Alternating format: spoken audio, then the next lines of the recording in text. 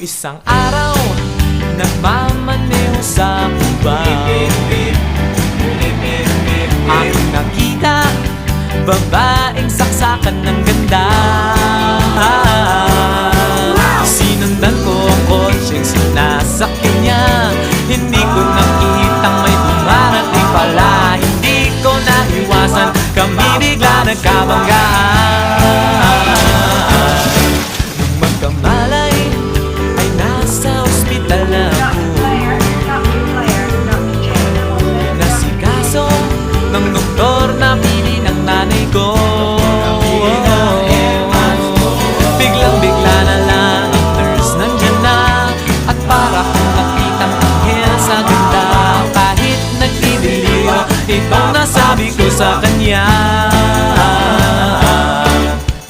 Ale, nasa langit na ba ako?